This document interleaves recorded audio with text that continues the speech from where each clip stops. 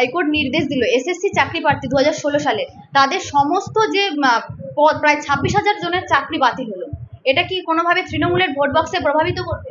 এখন আমার মনে হয় না তৃণমূলের ভোট বাক্সে প্রভাবিত করবে। আমরা তো বলেছিলাম ওই মার্কশিট দেখা হোক, যাচাই করা হোক, সত্যিকারের 2,000 3,000 যারা সত্যিকারের জাল জুট চুরি করে চাকরি পেয়েছে তাদের বিরুদ্ধে নিশ্চয়ই সরকার পদক্ষেপ নেই, এটা আমরা বলেইছিলাম।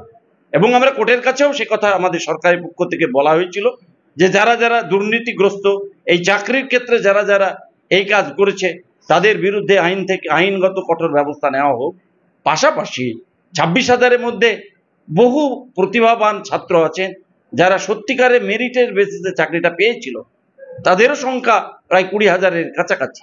তো সেই 20,000 যারা মেরিটের বেসিসে চাকরিটা পেয়েছিল ওই মার্কশিট যাচাই করে তাদের চাকরিটা যদি বহাল থাকতো এবং সিবিআই যদি সেটা যাচাই করতো তাহলে ভালো লাগতো।